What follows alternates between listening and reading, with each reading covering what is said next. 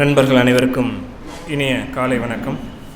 இன்றைக்கி படித்ததில் பிடித்ததில் குரங்கிலிருந்து சித்தாருக்கு கவிஞர் இசை அவர்களுடைய கவிதை தொகுப்பை அறிமுகம் செய்து பேசணும் அப்படின்னு நினைக்கிறேன். இந்த கவிதை தொகுப்பு இன்றைக்கு மாலை கொடிசியா புத்தக கண்காட்சியில் வெளியிடப்படுகிறது. கவிஞர் இசை கோவையில் தமிழில் எழுதி கொண்டு இருக்கக்கூடிய மிக முக்கியமான கவிஞர். அகத்துக்கு மிக நெருக்கமான கவிதைகளை எழுதக்கூடியவர். ஒரு கவிதை தொகுப்பை வாசித்தோம்னா ஒரு 2 அல்லது 3 கவிதைகள் 5 கவிதைகள் நமக்கு பிடித்தமானவைகளாக இருந்தால் அவை என்றைக்குமே நம்ம மனதுக்கு நெருக்கமானதாக இருக்கும். ஒரு கவிஞருடைய மொத்த வாழ்க்கையில் மொத்த தொகுப்பில் ஒரு 4-5 கவிதைகள் காலம் கடந்து நிற்கும் அப்படின்னா அவர் நல்ல கவிஞர் அப்படின்னு சொல்லலாம். எப்படி பாரதியினுடைய பல கவிதைகள் இன்றைக்கு வரைக்கும் மேடைகளிலும் கட்டுரைகளிலும் உரைகளிலும் தொடர்ந்து பேசப்பட்டு கொண்டே இருக்கின்றன. அந்த மாதிரி ஒரு கவிஞன் மகாகவி ஆகுவதற்கு அல்லது அமரத்துவம் மிக்க கவிஞனாக மாறுவதற்கு அவனுடைய சில கவிதைகள் என்றென்றைக்குமாக பேசப்பட்டு கொண்டே இருக்கும். அப்படி சமீபத்தில் நான் வாசித்ததில் தொடர்ந்து வாசித்து கொண்டு இருப்பதில் கவிஞர் இசையுடைய கவிதைகள் என்ன தூக்கத்தில் எழுப்பி கேட்டாலும் ஒரு 20 கவிதைகள் இசையுடைய கவிதைகள் என்னால் மனப்பாடமாக சொல்ல முடியும். நான் பேசுகிற கல்லூரி மேடைகள் ஆகட்டும், பள்ளிக்கூடங்கள் ஆகட்டும், எங்கே பேசினாலும் ஒரு இசையுடைய கவிதையை என்னால் கோட் பண்ண முடியும். வாழ்க்கையில் பல்வேறு தருணங்களுக்கு இசையினுடைய கவிதை ஒன்றை நான் என்னால் சொல்ல முடியும். அந்த மாதிரி மிகவும் முக்கியமான இப்போ இருக்கிற நவீன சூழலில் எழுதி கொண்டிருக்கக்கூடிய கவிஞர்களில் மொழியில் அடர்த்தியாகவும் ஆனால் நமக்கு நெருக்கமான மொழியிலிருந்து விலகி போயிடாமையும், கவித்துவத்தில் அடர்த்தியாகவும் நாம் பார்த்து பயந்து மிரண்டு போய்விட முடியாதபடியும், எளிமை தான் கவிதை அவருடைய கவிதை. ஆனால் அதில் இருக்கக்கூடிய அந்த கவித்துவம் இருக்கு இல்லையா, தொழில்நுட்பம் இருக்கு இல்லையா, கவிதைக்கான தொழில்நுட்பம் யாரும் அவ்வளவு சீக்கிரமாக அடைந்து விட முடியாத ஒரு எளிமை. அந்த மாதிரியான ஒரு மொழியை வாய்த்திருக்கிறது கவிஞர் இசைக்கு. இதுலேயுமே கிட்டத்தட்ட ஒரு 127 கவிதைகள் இருக்கக்கூடிய கவிதை தொகுப்பில் ஒரு 30 கவிதைகளை நான் மடக்கி வச்சிருக்கிறேன். 30 கவிதைகள் மிகச்சிறந்த கவிதைகள் என்னால் சொல்ல முடியும். இந்த குரங்கிலிருந்து சித்தாருக்கு ஒவ்வொரு முறையும் பொள்ளாச்சி இலக்கிய இடத்துல ஒரு நல்ல புத்தகத்தை அறிமுகப்படுத்தி பேசுவோம். இன்றைக்கு இந்த புத்தகத்தை அறிமுகப்படுத்திட்டு சொல்கிறேன். இன்றைக்கு இந்த வெளியீட்டு விழாவுக்கு நான் போகிறேன். யாருக்காவது புத்தகம் வேணும்னா என்கிட்ட பணம் கொடுத்து அனுப்புங்க, நான் வாங்கிட்டு வந்து தந்துடுறேன் எல்லாருக்கும். நான் ஒரு 2-3 கவிதைகள் வாசித்து காட்டுறேன். அதுக்கப்புறமே தெரியும் இந்த கவிதைகள் எவ்வளவு முக்கியத்துவம் வாய்ந்தவை அப்படின்னு. ஒரே ஒருத்தி. புதிதாக சைக்கிள் பழகும் ஒரு சின்னஞ்சிறுமி என்னை கடைக்கண்ணால் நோட்டமிட்டபடியே குட்டி சைக்கிளில் ரவுண்டு வருகிறாள். 5வது ரவுண்டாக என் வாசலை கடக்கையில் பிடிப்பது போல் அவள் குறுக்கே ஓடினேன். இதுவரைக்குமான ஒரு காட்சி. கவிதை எங்கே உச்சம் பெறுது அப்படின்னா அடுத்து 2 வரிகள் தான். ஒருத்தி சிக்கிவிட்டால், ஒருத்தி தப்பிவிட்டாள்.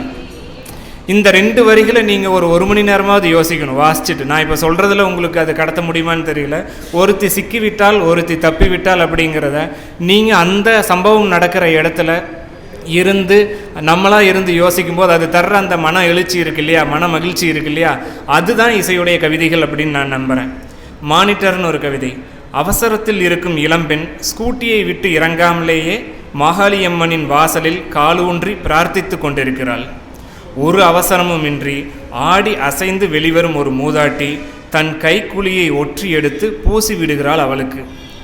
பிசிரை கண்மறைத்து ஊதியும் விட்டாள். அந்த ஊதலில் வந்த இசை தூரத்தில் இருந்த ஒருவனுக்கு தெளிவாக கேட்டது.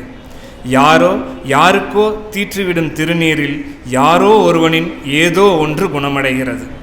தன் கை ஒன்றுமில்லாத இந்த காரியத்தை காணும் தேவியின் வதனத்தில் ஒரு பூரித்த புன்னகை. இந்த கவிதை அடுக்கிட்டு வர்ற அந்த காட்சிகளை விளக்க வேண்டியதில்லை. ஆனாலும் இது தர்ற அனுபவத்தை சொல்லணும்னு தோணுது. அவசரமாக ஸ்கூட்டியில் போகிற ஒரு பொண்ணு கோயிலுக்குள்ளே போகிறதுக்கு நேரம் இல்லாமல் வாசல்லையே நின்று சாமி மாகாளியம்மனை ஒரு கும்பிட்டு போகிறான். அவளால் உள்ளே வர முடியாது, அவ்வளோ அவசரம் போகலன்ட்டு தெரிஞ்சுட்டு எந்த அவசரமும் இல்லாத ஒரு பாட்டி சாமி கும்பிட்டு நிதானமாக வெளியில் வந்தவங்க இந்த பொண்ணை பார்த்துட்டு கையில் இருந்த திருநீரை எடுத்து அவளுக்கு பூசி வச்சு ஊதியம் வைக்கிறாங்க. அந்த பாட்டியும் அந்த பொண்ணும் வேறு யாரோ அன்றைக்கு தான் முதலாக சந்திக்கிறாங்கங்கிறது இந்த கவிதையில் நம்ம தெரிஞ்சுக்கிறோம். இந்த பிசுரை இந்த ஊதலில் வந்த இசை தூரத்தில் இருந்த ஒருவனுக்கு தெளிவாக கேட்டது. அதுதான் அந்த கவிஞர். தூரத்தில் இருக்கிற ஒருத்தனுக்கு தெளிவாக கேட்டது. எங்கேயோ நின்று ஊதுறத தூரத்தில் நின்று பார்க்குற ஒருத்தனுக்கு தெளிவாக கேட்குது அப்படிங்கிறதான் இங்கே கவித்துவம். அப்போது இந்த காட்சி ஒரு கவிஞனை எந்த அளவுக்கு பாதிப்படைய செய்யுது. அதோட நிற்கல, தன் கை ஒன்றுமில்லாத இந்த காரியத்தை காணும் தேவியின் வதனத்தில் ஒரு பூரித்த புண்ணை. இந்த கவிதைக்குள்ளே கடவுளையும் கொண்டு வந்து வைக்கிறாரு. இது ஒரு மிக இந்த உலகத்தில் பட்டாம்பூச்சி விளைவை போல் ரொம்ப அழகான ஒரு செயல் நடக்குது, ஒரு அழகான காரியம் நடக்குது.